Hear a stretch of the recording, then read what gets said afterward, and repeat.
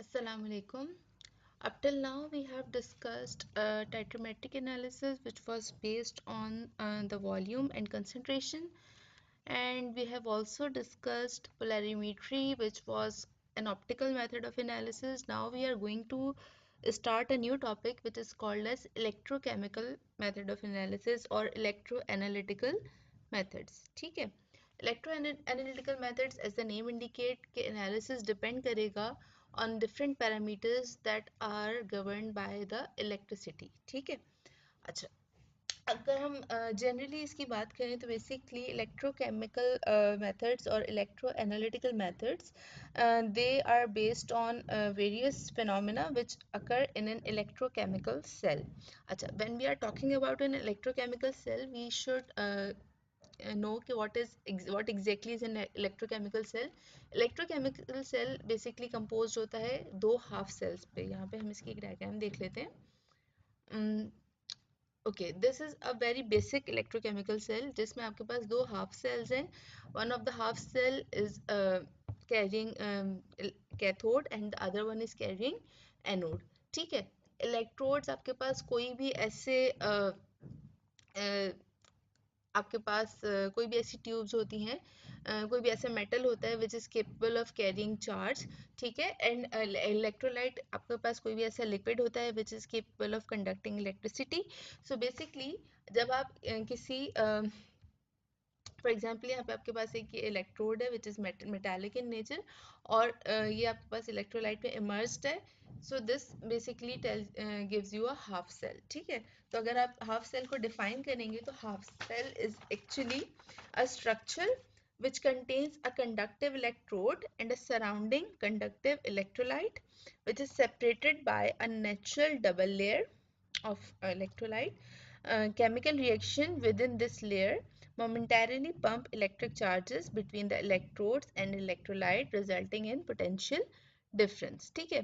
So basically half cell में आपके पास क्या हो रहा होता है, हाफ सेल में आपके पास ट्रांसफर ऑफ इलेक्ट्रॉन हो रहा होता है and transfer of electron is dependent on the chemical reaction that is taking place in that half cell. ठीक है. अच्छा, अब यहाँ पे हम आपके पास दो तरह के हाफ सेल्स अटैच्ड हैं. यू नो कि एक हाफ सेल आपका पॉजिटिव पोल को रिप्रेजेंट कर रहा होता है and the other half cell is representing the negative side of the battery. ठीक है. अच्छा, जो आपके पास पॉजिटिव से कनेक्टेड होता है that electrode is called as anode और जो आपके पास नेगेटिव इलेक्ट्रोड होता है that is called as cathode. Anode पे आपके पास ऑक्सीडेशन का रिएक्शन हो रहा होता है which is loss of electron. Anode पे आपके पास एनालाइट जो है वो अपने इलेक्ट्रॉन लूज करेगा and it will be in reduce quantity. ठीक है. और कैथोड पे आपके पास क्या आ रहा होगा, रिडक्शन हो रही होगी और रिडक्शन होने के बाद आपके पास जो एंटिटी प्रोड्यूस हो रही होगी that will be oxidized in nature. ठीक है. वो गेन ऑफ इलेक्ट्रॉन के बाद इट विल बिकम ऑक्सीडाइज्ड. ठीक है. अच्छा, अब आपके पास यहाँ पे एक थर्ड चीज भी मेंशन है which is salt bridge. What is the salt bridge? It is basically a tube which contains electrolyte which is mostly in the form of gel and it provides electrical contact between two solution. यहाँ पे आप देख सकते हैं कि यहाँ पे ये easily दोनों solutions जो है electrolyte के वो दोनों आपस में connected हैं through this salt bridge. और इस salt bridge के अंदर भी electrolyte ही है but that electrolyte is in the form of gel और वो इतना easily diffuse नहीं होगा. It will just allow us safe passage for the electrolyte solution. ठीक है. And what exactly will it do? It will maintain electrical neutrality within the internal circuit, which will prevent the cell from rapidly running its reaction to equilibrium. For example, अगर आपके पास यहाँ पे reduction हो रही है, ठीक है. So after reduction आपके पास यहाँ पे oxidized form of analyte present होगी. एक time आएगा जब all of the analyte will have been converted into the oxidized form. अब अगर आपके पास जब तमाम एनालाइट ऑक्सीडाइज फॉर्म में कन्वर्ट हो जाएगा, now this reaction will stop और it will be in equilibrium state. तो अब आपके पास यहाँ पे completely oxidized species है, यहाँ पे आपके पास completely reduced species है. So now what will salt bridge will do? It will allow the reduced species to travel here and the oxidized species to travel there. Okay? तो उसकी वजह से आपका जो सेल है वो अपने जो नॉर्मल उसका टाइम है उससे ज़्यादा टाइम तक वो आपको रिएक्शन दे सकता है. ठीक है. सो बेसिकली जो सॉल्ट ब्रिज है वो आपके कोर्स ऑफ रिएक्शन को एलोंगेट करने के लिए, जो आपका ड्यूरेशन ऑफ रिएक्शन है उसको बढ़ाने के लिए यूज हो रहा है, ठीक है। Next you have an important term which is called as junction potential. अब क्योंकि यहाँ पे भी exchange of reduce and oxidize species हो रहा है, सो यहाँ पे भी कुछ ना कुछ इलेक्ट्रोड पोटेंशियल डेवलप होगा। हर इलेक्ट्रोड का अपना कुछ ना कुछ इलेक्ट्रिक पोटेंशियल होता है। जब हम पोटेंशियल मेट्रिक और पोलैरोग्राफिक एनालिसिस के बारे में डिटेल में पढ़ेंगे, यू विल नो कि इस इलेक्ट्रोड पोटेंशियल का रोल क्या होता है एनालिसिस में। So every electrode has a specific electric potential और इलेक्ट्रोड पोटेंशियल। अब जब यहाँ, और वो किसकी वजह से होता है? Due to the transfer of electrons. अब यहाँ पे भी क्योंकि transfer of oxidize and reduce species हो रहा है, so there will also be a very small amount of electrode potential present, ठीक है। सॉल्ट ब्रिज के जो दोनों एंड्स हैं, यहाँ पे और यहाँ पे, दोनों तरफ एक बहुत ही स्मॉल और negligible amount of electrode potential develop होगा, which we called as junction potential, ठीक है। क्योंकि वो वहाँ पे एक जंक्शन प्रोवाइड कर रहा है, एक उसको कनेक्टिविटी प्रोवाइड कर रहा है, और उसकी वजह से, उस कनेक्टिविटी की वजह से वहाँ पे वोल्टेज डेवलप हो रहा है या पोटेंशियल डेवलप हो रहा है, that is called as the junction potential, which is represented by a capital E and a small j, ठीक है। यहाँ पे आप ये देख सकते हैं कि capital E and small j की फॉर्म में आप जंक्शन पोटेंशियल को रिप्रेजेंट करते हैं, ठीक है। Okay, so next we have classification of electroanalytical method. Now we know कि electroanalytical method basically क्या करते हैं? Analysis करते हैं, and what do we do in an analysis? We either perform a quantitative analysis or qualitative analysis. Quantitative analysis में we are more concerned with the concentration, कि concentration कितनी change हो रही है, and in qualitative analysis we are interested in the identification of our analyte. So mostly electrochemical methods जो हैं वो use होते हैं आपके क्वांटिटेटिव एनालिसिस में, जहाँ पे आपको क्वांटिटीज डिटरमाइन करनी होती हैं। So if you are doing it through when the quantity measured involves resistance, the method is called as conductometric titration, ठीक है। अच्छा, अब यहाँ पे एक बहुत इंपॉर्टेंट पॉइंट है कि although you are using the term resistance, but still the type of analysis will be called as the conductometric method of analysis. Why? Because conductance is basically measured in terms of resistance. हम conductance कभी भी directly measure नहीं करते. We always measure the physical parameter which is resistance, और resistance का inverse करके we find out the conductance, ठीक है। So we called it as the conductometric method of analysis or conductometric titration. Okay, the next one we have amperometric titration. Amperometric titration में आपके पास क्या होगा?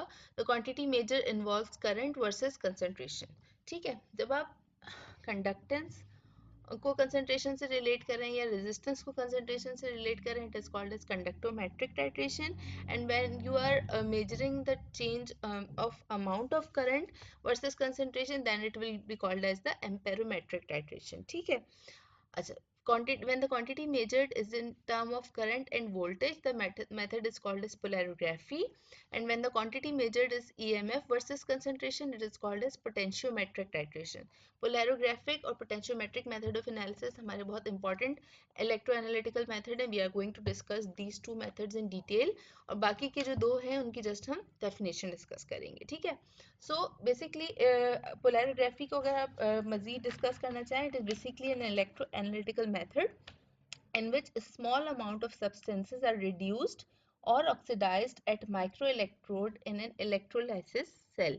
आपके पास इलेक्ट्रोलाइटिक सेल में माइक्रोइलेक्ट्रोड प्रेजेंट होता है.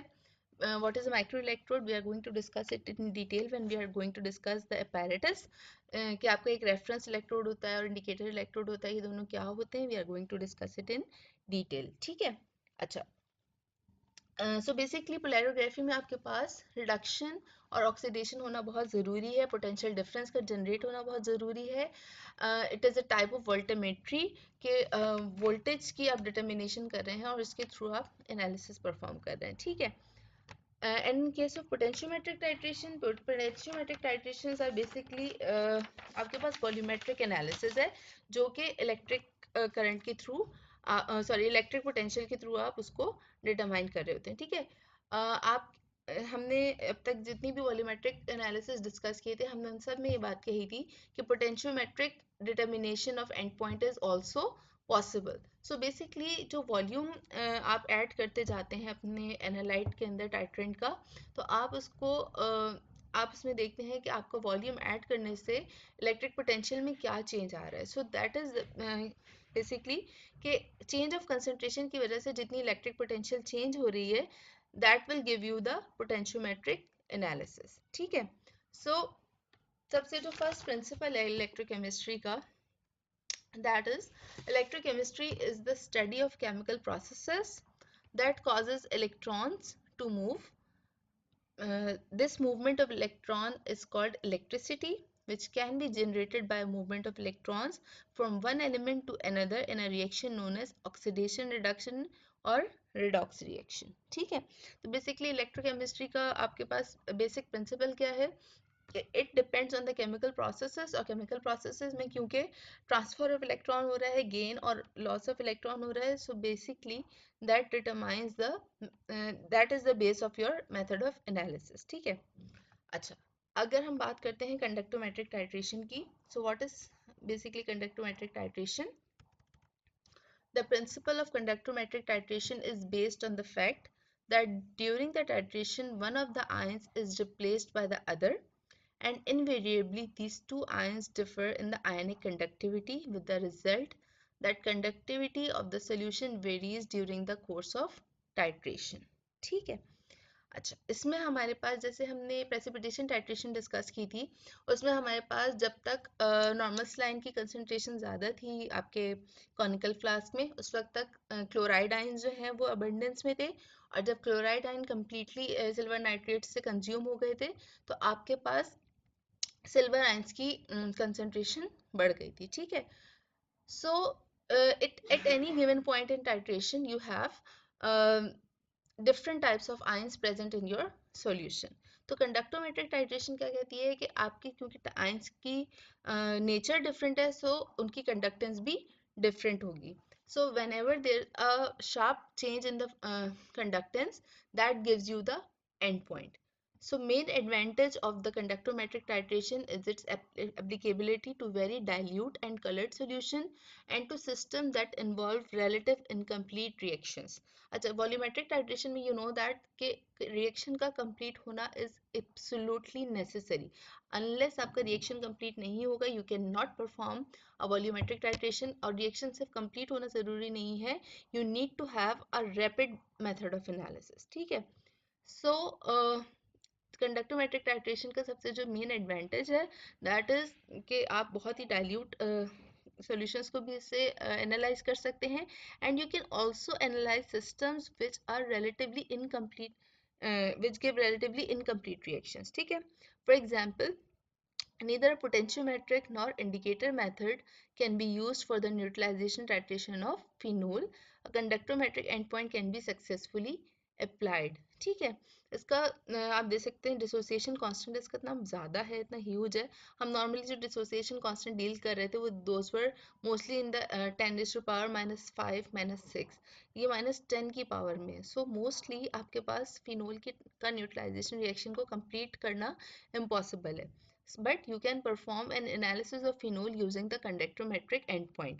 ठीक है. उसकी जो कंडक्टेंस है वो चेंज होती है, उसकी बेसिस पे आप इजीली उसका एंड पॉइंट डिटेक्ट कर सकते हैं. We are not going to discuss it in detail, we just need to have a general concept of conductometric titration के कंडक्टोमेट्रिक टाइट्रेशन एग्जैक्टली होती क्या है. ठीक है.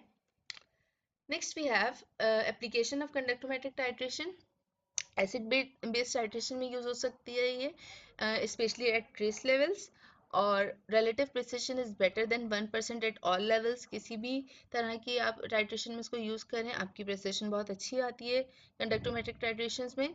A disadvantage of the technique is that the conductance is a non specific property, so concentration of other electrolyte can be interfering in the results. अच्छा, अब क्योंकि conductance जो है हमें नहीं मालूम कि हमारे पास जो कंडक्टेंस आ रही है वो कौन से आयन की वजह से आ रही है. ठीक है. It is not specific in nature, so उसकी जहाँ अगर तो कंडक्टेंस बहुत ज़्यादा चेंज हो रही है ना आपके रिएक्टेंट्स की और प्रोडक्ट्स की आपस में, तब तो आप इजीली इस मेथड को यूज़ कर सकते हैं। बट अगर आपके रिएक्टेंट्स की और प्रोडक्ट की कंडक्टेंस में बहुत ज़्यादा डिफरेंस अगर नहीं है, then you can not find out the end point easily. In fact end point को डिटर्मिन करना ही पॉसिबल नहीं होगा, क्योंकि कंडक्टेंस इतनी ज़्यादा सिमिलर होगी कि आप को नहीं मालूम होगा कि कब आयन जो है वो चेंज हो गया। ठीक है, so next we have amperometric titration. Amperometric titration is a type of titration in which the determination of the equivalence point is done by measuring the electric current which is produced by the titration reaction. For the estimation of equivalence point and endpoint in any titration apart from titration indicators, amperometry can also be used. जितने भी हमारे पास titrimetric method है उन सब में हम एम्पेरोमेट्रिक titration को use कर सकते हैं. It basically depends on the अच्छा, इलेक्ट्रिक करंट आपकी बेसिकली क्या है, फ्लो ऑफ इलेक्ट्रॉन्स है. फ्लो ऑफ इलेक्ट्रॉन अगर आपका हो रहा है किसी भी केमिकल रिएक्शन में, यू कैन इजीली यूज़, अगर किसी भी अगर रिएक्शन में आपके पास ऑक्सीडेशन रिडक्शन रिएक्शन हो रहा है या आयनिक फॉर्म में एसिड बेस न्यूट्रलाइजेशन हो रही है, तो या आपके पास प्रेसिपिटेशन टाइट्रेशन में मेटल्स जो हैं वो आयनिक फॉर्म में होते हैं, all of those can be use as the amperometric can be used in amperometric titration. For example, if we take a solution containing the analyte X with some conductive buffer and apply an electrolytic potential to the solution by using a working electrode, then the value of measured current will depend on the concentration of the analyte. This magnitude of measured current can be used to determine the concentration of the analyte, and this form is called as amperometry. ठीक है, जितना ज़्यादा उसके अंदर concentration ज़्यादा होगी उतना ही flow of current ज़्यादा होगा, उस इतना ही आपके पास इसकी वैल्यू ज़्यादा आएगी. So that will give you the concentration of that solution. ठीक है, however the measurement of current depends on several other variables and it is not always possible to control of those variables at the same time, so this limits the precision of direct amperometry. ठीक है, आपके पास जो amperometric titrations होती हैं उसमें अगर आप voltage को, रेजिस्टेंस को, इन सब चीज़ों को कांस्टेंट रखें तो ही आप एम्पेरोमेट्रिक टाइट्रेशन इजीली परफॉर्म कर सकते हैं, अदरवाइज एम्पेरोमेट्री इज़ नॉट पॉसिबल. ठीक है, तो इसमें जो आपके पास ग्राफ बनता है that is between current versus concentration. आप पहले एक ग्राफ बनाते हैं डिफरेंट कंसंट्रेशन की, सॉरी डिफरेंट कंसंट्रेशंस के आप सॉल्यूशंस लेते हैं और उसका इलेक्ट्रिक करंट नोट डाउन करते हैं. When you have a straight line graph you can easily calculate the unknown concentration by measuring the electric current. ठीक है, तो बेसिकली इसके अंदर कैलिब्रेशन कर्व का पूरा सेटअप आ जाता है. We are again this is not a detail topic, so इसमें आपको जस्ट बेसिक नो हाउ होनी चाहिए कि amperometric method of analysis calibration curve पे बेस करता है. ठीक है, so next we have potentiometric and polarographic method of analysis. We are going to discuss in these two method of analysis in next two lectures inshallah ta'ala. Thank you class.